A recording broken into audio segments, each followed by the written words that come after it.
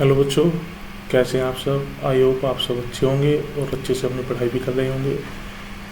बच्चों, हमने अपने लास्ट वीडियो में आप लोगों को बताया था कि किसी भी दर्पण से प्रतिबिंब बनाने के नियम क्या क्या होते हैं। आज उन्हीं नियमों का प्रयोग करते हुए आज की इस वीडियो में हम जो है दर्पण द्वारा प्रतिबिंब कैसे प्राप्त किए जाते हैं वही आज हम रिकॉर्ड करने वाले हैं, वही आज आपको सिखाने वाले हैं। तो सबसे पहले आज हम सीखेंगे अवतल दर्पण से प्रतिबिंब किस प्रकार से बनाए जाते हैं। ठीक है बच्चे, देखो हमारी शुरुआत होती है गोलीय दर्पण द्वारा प्रतिबिंब का बनना। गोलीय दर्पण द्वारा प्रतिबिंब बनेंगे। सबसे पहले हम कौन सा सीखेंगे बेटे, अवतल दर्पण से। अवतल दर्पण से प्रतिबिंब प्राप्त करने के कुल 6 स्थिति हैं। प्रत्येक स्थिति को हम डिटेल में जानते हुए, डिटेल में समझते हुए आज रिकॉर्ड करेंगे और आपके सामने रखेंगे।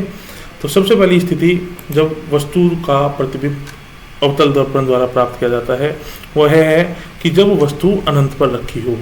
कहाँ रखी हो बेटे, वस्तु अनंत पर रखी हो। उसके लिए सर्वप्रथम क्या करना होता है, देखिए यहाँ पर हम देखेंगे, यहाँ ये हमारे पास में एक अवतल दर्पण है। अवतल दर्पण की ये द्वारक है M1 और M2। यहाँ अवतल दर्पण के ये बिंदु जो है, ये बिंदु क्या कहलाता है बेटे, ये कहलाता है दर्पण का ध्रुव। दर्पण के ध्रुव को वक्रता केंद्र से मिलाने वाली रेखा हमारे पास में क्या होती है बेटे, मुख्य अक्ष होती है। और ये मुख्य अक्ष पर ये बिंदु स्थित है। इस बिंदु को क्या बोलते हैं, फोकस बोलते हैं। और ये बिंदु क्या है, वक्रता केंद्र है। यहाँ पर ये वस्तु AB दर्पण के सम्मुख कहाँ रखी है, AB वस्तु कोई अनंत पर रखी है। यहाँ इस वस्तु से 2 समांतर प्रकाश किरणें आती हैं। एक किरण ये आ रही है बेटे और दूसरी किरण ये आ रही है। पहली किरण जो कि फोकस से आती है वो परावर्तन के पश्चात कैसे जाएगी बेटे, मुख्य अक्ष के समांतर होकर जाएगी। हमने ये नियम पढ़ा था कि जब भी कोई प्रकाश किरण किसी अवतल दर्पण या उत्तल दर्पण या किसी भी दर्पण के सम्मुख उसके फोकस से होकर जाती है तो परावर्तन के पश्चात मुख्य अक्ष के समांतर चली जाती है। तो दूसरा नियम एक हमने ये पढ़ा था कि यदि कोई प्रकाश किरण वक्रता केंद्र से होकर आती है तो वो परावर्तन के पश्चात वक्रता केंद्र से ही वापस चली जाती है। यहाँ इन्हीं दोनों नियमों का प्रयोग करते हुए जब वस्तु अनंत पर रखी होती है तो हमने क्या बनाया बेटे, वस्तु का प्रतिबिंब प्राप्त किया है।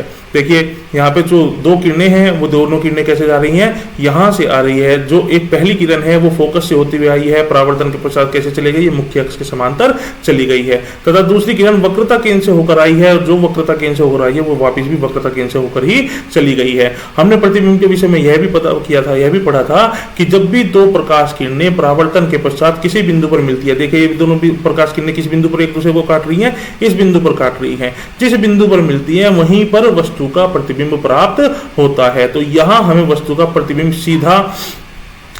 उल्टा वास्तविक और वस्तु से बहुत छोटा प्रतिबिंब प्राप्त हुआ, जो कि कहां पर प्राप्त हुआ है बेटे, फोकस पर। तो यहां हमें प्रतिबिंब के विषय में यह भी पता होना चाहिए कि प्रतिबिंब कहां बना है, किस प्रकार का बना है, वास्तविक है, आभासी है अथवा वस्तु से छोटा है, वस्तु के बराबर है, दर्पण के सम्मुख बना है, फिर दर्पण के पीछे बना है। तो वास्तविक प्रतिबिंब की एक खास बात यह भी होती है कि वास्तविक प्रतिबिंब हमेशा कैसे बनते हैं बेटे, उल्टे बनते हैं। तो यहाँ पे जो हमें प्रतिबिंब प्राप्त हुआ है, इस प्रतिबिंब की अगर हम बात करें तो यह प्रतिबिंब कहाँ प्राप्त होता है, जब वस्तु अनंत पर रखी होती है। पहली पॉइंट कि यह प्रतिबिंब कहाँ प्राप्त हुआ बेटे, फोकस पर।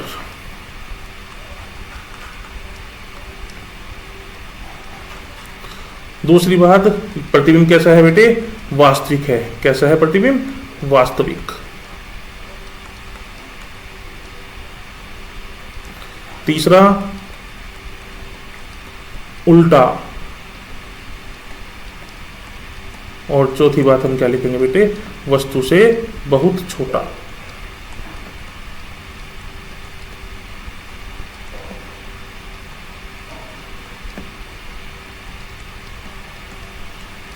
तो ये हमारी पहली स्थिति थी बेटे, ये हमारी कौन सी स्थिति थी, पहली स्थिति थी। अब हम नेक्स्ट केस पर चलते हैं कि जब वस्तु का प्रतिबिंब, जब वस्तु कहाँ रखी हो, जब वस्तु अनंत तथा वक्रता केंद्र के बीच रखी हो। दूसरी स्थिति क्या है, अवतल दर्पण से हम प्रतिबिंब बनाना सीख रहे हैं। दूसरी स्थिति है जब वस्तु कहाँ रखी हो बेटे, अनंत और वक्रता केंद्र के बीच रखी हो। इस बार हम वस्तु को कहाँ रखेंगे, मुख्य अक्ष पर स्थित करेंगे, मुख्य अक्ष पर रखेंगे। और यहाँ अगर अनंत है तो यहाँ कहाँ रखा है, वक्रता केंद्र से पहले और अनंत के बीच में कोई वस्तु रखी है। देखिए यहाँ पर प्रतिबिंब बनाने के लिए क्या करेंगे, ये वस्तु AB हमारे पास हमारे लिए दर्पण के सम्मुख रखी है। ये कैसा दर्पण है बेटे, अवतल दर्पण है, M1 M2 इसका द्वारक है। यहाँ ये बिंदु P इसका ध्रुव है और एफ फोकस, सी वक्रता केंद्र है। हमने नियम क्या क्या पढ़े थे? पहला नियम हमने पढ़ा था कि यदि कोई प्रकाश किरण मुख्य अक्ष के समांतर आती है तो परावर्तन के पश्चात फोकस से होकर जाती है। दूसरा नियम हमने पढ़ा था कि यदि कोई प्रकाश किरण फोकस से होकर जाती है तो वो परावर्तन के पश्चात समांतर चली जाती है, मुख्य अक्ष के समांतर चली जाती है। तीसरा नियम हमने पढ़ा था कि यदि कोई प्रकाश किरण वक्रता केंद्र से होकर जाती है तो वापिस भी वक्रता केंद्र से ही चली जाती है। तो आज दूसरा स्थिति हमारे पास में क्या है कि वस्तु कहां पर रखी है बेटे? अनंत और वक्रता केंद्र के बीच रखी हो। इस स्थिति में हम क्या करेंगे? वस्तु के बिंदु बी से दो प्रकाश किरणें, एक जो कि मुख्य अक्ष के समांतर जाएंगी और दूसरी वक्रता केंद्र से होकर जाएगी। देखिए, जो प्रकाश किरण मुख्य अक्ष के समांतर जाती है वो परावर्तन के पश्चात कहां से होकर जाती है बेटे? फोकस से होकर जाती है। और जो वक्रता केंद्र से होकर जाती है वो परावर्तन के पश्चात कहां से? वक्रता केंद्र से ही वापस लौट जाती है। ये दोनों परावर्तित किरणें कहीं बिंदु बी पर काटती हैं, जो कि बिंदु कहां प्राप्त होता है बेटे? फोकस और वक्रता केंद्र के बीच में। यहीं पर वस्तु का वास्तविक उल्टा, वस्तु से छोटा और फोकस और वक्रता केंद्र के बीच में हमें प्रतिबिंब प्राप्त होता है। दूसरी स्थिति में प्रतिबिंब कहां प्राप्त हुआ बेटे? जब वस्तु कहां रखी है? अनंत और वक्रता केंद्र के बीच में, तो प्रतिबिंब प्राप्त हुआ है फोकस और वक्रता केंद्र के बीच में। इससे पहली स्थिति में प्रतिबिंब कहां बना था? फोकस पर। कैसा है? वास्तविक है, उल्टा है और वस्तु से छोटा है। तो यही सारी चीजें हमको यहाँ पे लिखनी होती हैं। सबसे पहली बात, तो प्रतिबिंब कैसा बना बेटे? वास्तविक है।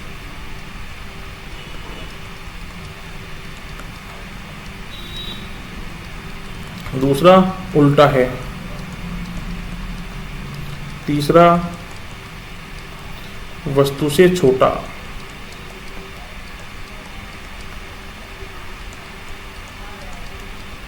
और चौथा पॉइंट, वक्रता केंद्र तथा फोकस के बीच में।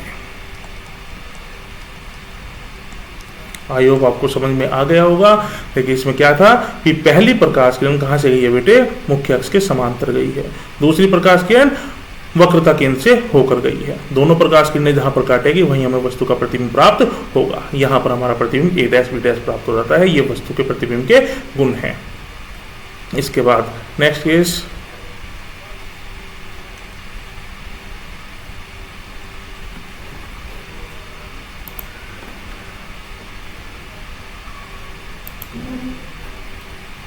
देखिए, जब वस्तु वक्रता केंद्र पर रखी हो, इस बार वस्तु कहां रखी है बेटे? वक्रता केंद्र पर। जब वस्तु कहां रखी हो? वक्रता केंद्र पर रखी हो। ऐसी स्थिति में क्या करेंगे? देखते हैं। सबसे पहले ये रखी है वस्तु वक्रता केंद्र पर। ये दर्पण हो गया हमारे पास, अवतल दर्पण है। ये अवतल दर्पण का ध्रुव है, ये फोकस है और ये वक्रता केंद्र है। जब वस्तु वक्रता केंद्र पर रखी होती है तो फिर से हम दो प्रकाश किरणें यहाँ से चलेंगी। कौन से बिंदु से? बिंदु बी से। पहली प्रकाश किरण जो कि मुख्य अक्ष से समांतर जाएगी, परावर्तन के पश्चात कहां से होकर जाएगी बेटे? फोकस से होकर जाएगी।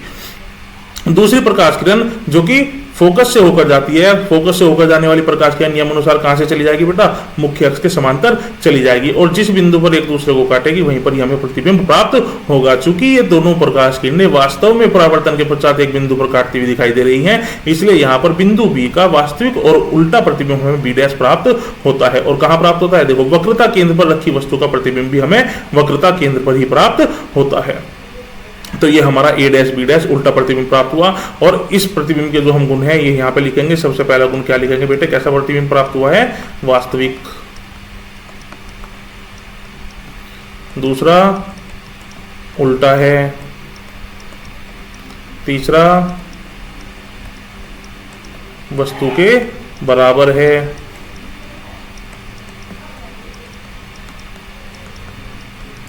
और चौथा, वक्रता केंद्र पर है।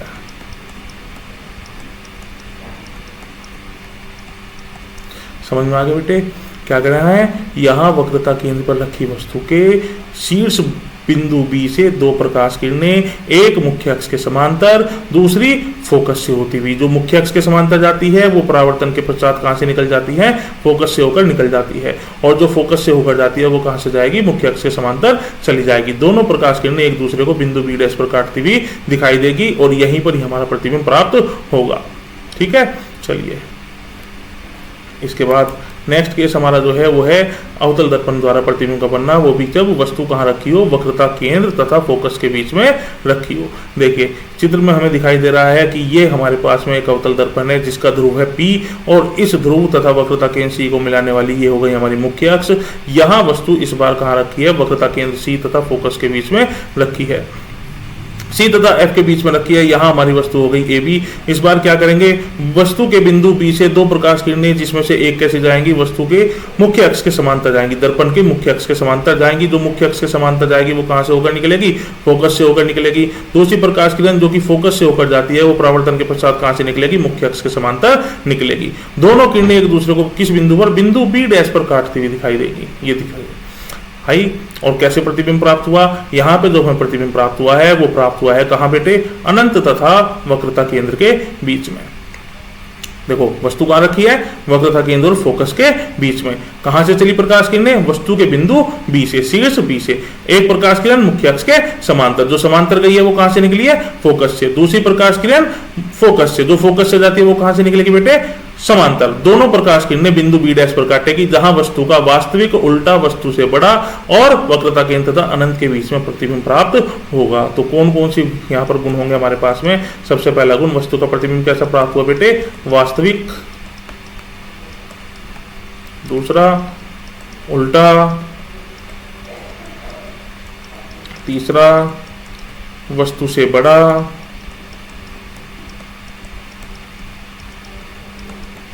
और चौथा अनंत तथा वक्रता केंद्र के बीच में। आई होप आप लोगों को समझ में आ गया होगा।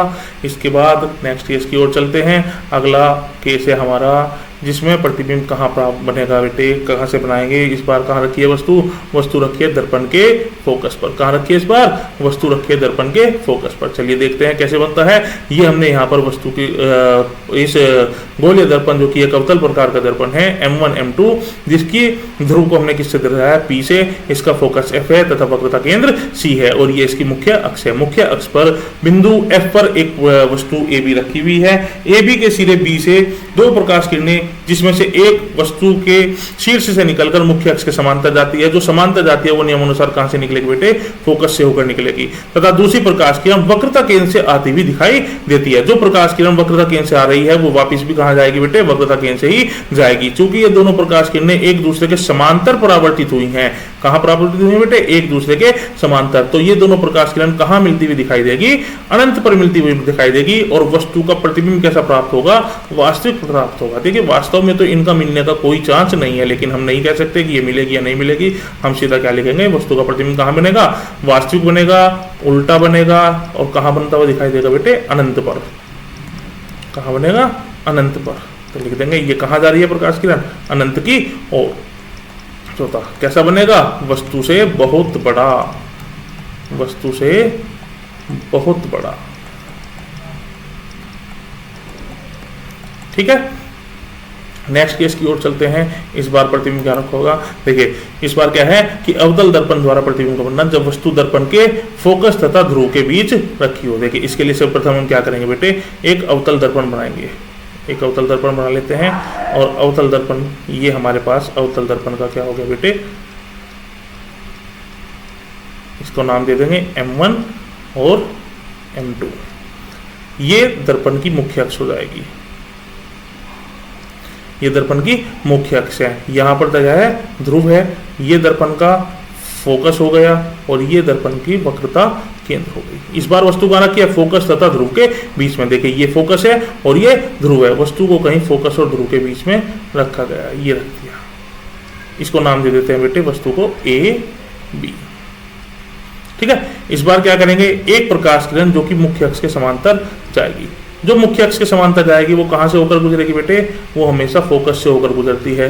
कहां से होकर गुजरती है, फोकस से। तो ये गई पहली प्रकाश किरण मुख्य अक्ष के समांतर। जो समांतर गई है वो फोकस से होकर गुजरेगी। तो ये हमने यहाँ से परावर्तन के पश्चात कहां से निकाल दी बेटे, फोकस से निकाल दी। ठीक है, दूसरी प्रकाश किरण क्या होगी, मुख्य अक्ष पर हम क्या करते हैं, ध्रुव पर आपतित करा देते हैं। जो प्रकाश किरण ध्रुव पर आ रही है, जितने कोण से वो आएगी उतने ही कोण से वो वापस जाती हुई दिखाई देगी। देखिए दोनों प्रकाश किरणें परावर्तन के पश्चात एक दूसरे से बहुत दूर हटती हुई दिखाई दे रही है। ऐसी स्थिति में हम क्या करते हैं, प्रकाश किरणों को पीछे की ओर बढ़ा देते हैं तथा जिस बिंदु पर ये दोनों प्रकाश किरणें एक दूसरे को काटती हुई दिखाई देंगी, उसी बिंदु पर हमें क्या मिलेगा, बिंदु बी का आभासी तथा सीधा प्रतिबिंब प्राप्त होगा बी डैश, और ये हमारे पास में वस्तु का आभासी और सीधा प्रतिबिंब प्राप्त हुआ ए डैश बी डैश।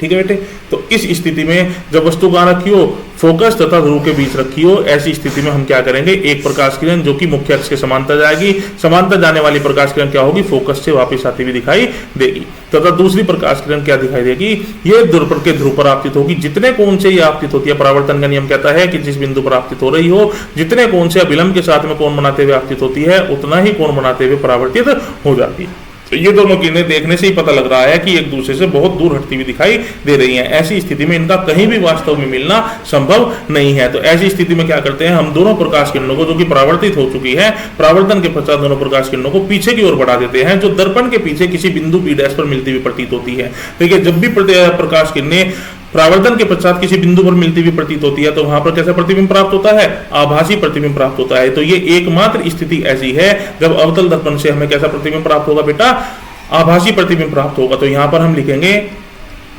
प्रतिबिंब कैसा प्राप्त हुआ हमें, आभासी। दूसरा सीधा,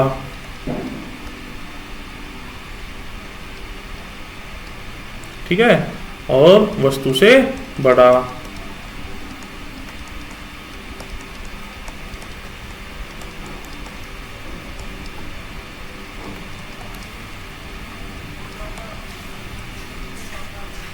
और दर्पण के पीछे।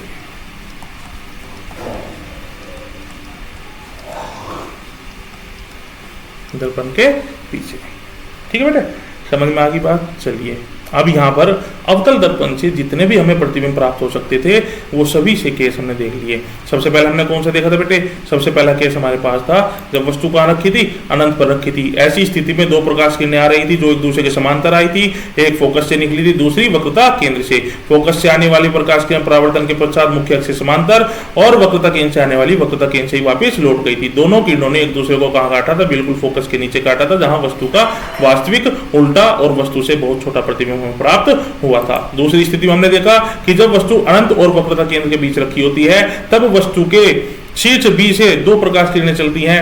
निकलती तो बहुत सारी है, लेकिन हम मान के चलते हैं कि दो प्रकाश किरणें निकली हैं। एक मुख्य अक्ष से समांतर गई है, दूसरी वक्रता केंद्र से होकर जाती है। जो मुख्य अक्ष से समांतर गई है वो परावर्तन के पश्चात कहां से जाएगी बेटे, फोकस से जाएगी, और जो वक्रता केंद्र से होकर जा रही है वो वापस भी वक्रता केंद्र से ही आएगी। दोनों प्रकाश किरणें एक दूसरे को कहां काटती है, बिंदु बी डैश पर काटती है, जो कि फोकस और वक्रता केंद्र के बीच में होता है, जहां वस्तु का वास्तविक उल्टा वस्तु से छोटा प्रतिबिंब हमें प्राप्त होता है। तीसरी स्थिति में हमने क्या देखा था कि जब वस्तु को कहां रखा गया था, वक्रता केंद्र पर रखा गया था। तो वक्रता केंद्र पर रखी वस्तु के कारण जो प्रतिबिंब हमें प्राप्त हुआ था, उसमें सबसे पहले प्रकाश किरण कैसे गई थी, मुख्य अक्ष के समांतर। जो समांतर जाती है वो कहां से निकली थी बेटे, फोकस से। दूसरी फोकस से गई थी, और जो फोकस से जाती है वो हमेशा कैसे हो जाती है, मुख्य अक्ष के समांतर हो जाती है। दोनों ने एक दूसरे को कहां काटा, बिंदु बी डैश पर काटा, जहां हमें वास्तविक उल्टा और वस्तु के बराबर प्रतिबिंब प्राप्त हुआ था। और किस बिंदु पर प्राप्त हुआ था, वक्रता केंद्र पर ही प्राप्त हुआ था। नेक्स्ट केस में वस्तु को और दर्पण के निकट लेके गए हैं, इस बार वक्रता केंद्र तथा फोकस के बीच में रखा है। इस स्थिति में वस्तु के बिंदु बी से दो प्रकाश किरणें चलती हैं। पहली मुख्य अक्ष से समांतर, मुख्य अक्ष से समांतर जाने वाली कहां से निकलेगी, फोकस से निकलेगी। दूसरा फोकस से जाने वाली कहां से निकलेगी बेटे, मुख्य अक्ष के समांतर निकलेगी। दोनों एक दूसरे को बिंदु बी डैश पर काटती है, जो कि बिंदु बी डैश हमें कहां प्राप्त होता है, इस बार अनंत और वक्रता केंद्र के बीच में। और प्रतिबिंब पहली बार कैसा प्राप्त हुआ, उल्टा वास्तविक वस्तु से बड़ा। देखिए उल्टा और वास्तविक तो हर बार बन रहा था, लेकिन इस बार कैसा प्राप्त हुआ है, वस्तु से बड़ा प्राप्त हुआ है। देखिए जैसे जैसे हम वस्तु को पास लेते जा रहे हैं, वैसे वैसे प्रतिबिंब दूर होता जा रहा है और वस्तु का आकार, प्रतिबिंब का आकार भी बढ़ता जा रहा है। अगले केस में हमने देखा कि जब वस्तु को फोकस पर रखा जाता है, तो फोकस पर रखी वस्तु से दो प्रकाश किरणें चलती हैं। फिर से पहली प्रकाश किरण जो मुख्य अक्ष के समांतर जाती है, मुख्य अक्ष के समांतर जाने वाली फोकस से होकर जाएगी। दूसरी वक्रता केंद्र से आती हुई दिखाई देती है और वो वापस भी वक्रता केंद्र से ही जाएगी। ये दोनों किरणें एक दूसरे के समांतर निकलती है, जो कि कहीं अनंत पर जाकर मिलेगी, जहां वस्तु का वास्तविक उल्टा और अनंत पर प्रतिबिंब प्राप्त होगा, जो कि वस्तु से बहुत बड़ा होगा। अगले केस में, नेक्स्ट केस में हमने देखा, क्या देखा बेटे, कि जब वस्तु कहां रखी हो, फोकस तथा ध्रुव के बीच रखी हो। ऐसी स्थिति में हमने सबसे पहले क्या किया, दर्पण बनाया। दर्पण बनाने के बाद में फोकस और ध्रुव के बीच में हमने वस्तु रखी ए बी के वस्तु के सिरे बी से दो प्रकाश किरणें चली, जो एक समांतर गई है, वो कहां से निकलती हुई दिखाई दी, फोकस से। दूसरी हमने डाल दी बेटे ध्रुव पे। ध्रुव पर मुख्य अक्ष के साथ जितना कोण बनाते हुए प्रकाश किरण आती है, उतना ही कोण बनाते हुए वापस चली जाती है। ये दोनों प्रकाश किरणें एक दूसरे से दूर हटती हुई दिखाई दे रही हैं, तो ऐसी स्थिति में हम क्या करते हैं, दोनों ही प्रकाश किरणों को पीछे की ओर हटा देते हैं। जिस बिंदु पर यह मिलती हुई प्रतीत होती है, उसी बिंदु पर वस्तु का आभासी और सीधा तथा वस्तु से बड़ा प्रतिबिंब a' b' हमें प्राप्त होता है। ये पहला केस है जिसके अंदर हमने देखा कि अवतल दर्पण के सम्मुख रखी वस्तु का प्रतिबिंब कहां प्राप्त हुआ है, दर्पण के पीछे प्राप्त हुआ है।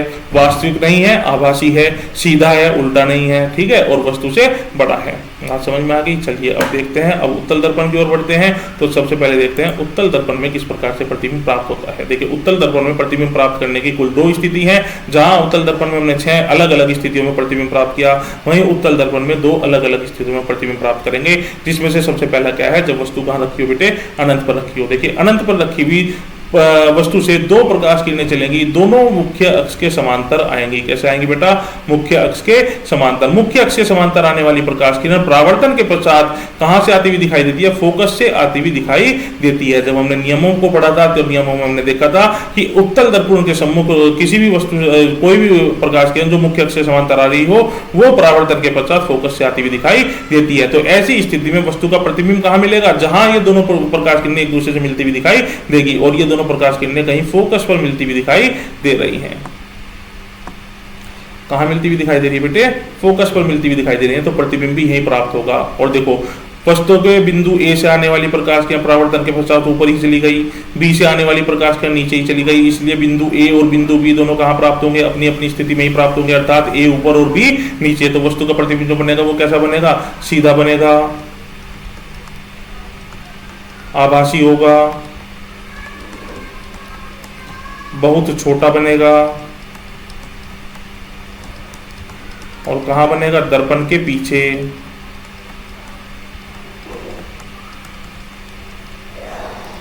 दर्पण के पीछे, फोकस पर। ठीक है बेटे, चलिए नेक्स्ट केस देखते हैं। अगले केस में क्या है, इस बार क्या है, जब वस्तु दर्पण के समीप रखी हो। समीप रखी हो से क्या मतलब है, अब अनंत से उठाकर हम दर्पण के सामने, अब इसके सामने कोई बिंदु तो है नहीं, लेकिन हमें क्या किया, यहाँ पर सामने, क्योंकि उत्तल दर्पण में फोकस भी दर्पण के पीछे होता है और वक्रता केंद्र भी दर्पण के पीछे होता है। ऐसी स्थिति में यहाँ वस्तु ए बी को हमने रखा है। वस्तु ए बी के सिरे ए से 2 प्रकाश किरणें चलती हैं। पहली जो कि मुख्य अक्ष के समांतर जाती है, मुख्य अक्ष के समांतर जाने वाली प्रकाश किरण परावर्तन के पश्चात फोकस से आती हुई दिखाई देती है, ये जा रही। दूसरी स्थिति में क्या करेंगे, दूसरी किरण को हम वक्रता केंद्र की ओर भेज देंगे। हमने ये भी पढ़ा था नियमों में कि वक्रता केंद्र की ओर जाने वाली प्रकाश किरण वापस भी कहां से आती है, परावर्तन के पश्चात वक्रता केंद्र से ही आती हुई दिखाई देती है। और ये दोनों किरणें यहाँ इस बिंदु a' पर एक दूसरे को काटती हैं। जिस बिंदु पर काटती हैं उसी बिंदु पर हमें क्या मिलेगा बेटे, प्रतिबिंब प्राप्त होता है a'। चूंकि ए से आने वाली प्रकाश किरणों का बिंदु प्रतिबिंब यहाँ पे प्राप्त हुआ, तो b' यहाँ प्राप्त होगा। तो ये हमारे पास में जो प्रतिबिंब बना a' b', ये कैसा बना, वस्तु से छोटा, आभासी, सीधा और दर्पण के पीछे, फोकस तथा ध्रुव के बीच में। स्थिति समझ में आ गई। किसी भी तरह का कोई डाउट हो आप लोग कमेंट करके मुझसे पूछ सकते हैं। ठीक है बेटा, आज हमने क्या सीखा, आज हमने सीखा उत्तल दर्पण तथा अवतल दर्पण से प्रतिबिंब किस प्रकार बनाए जाते हैं। प्रत्येक स्थिति में, जहां अवतल दर्पण में कुल 6 स्थिति हैं, उत्तल दर्पण में केवल कितनी की स्थिति है बेटे, 2 स्थिति हैं। टोटल 8 स्थिति है। आप लोग इनकी प्रैक्टिस कीजिए। कल हम फिर से लौटेंगे नई वीडियो के साथ। धन्यवाद।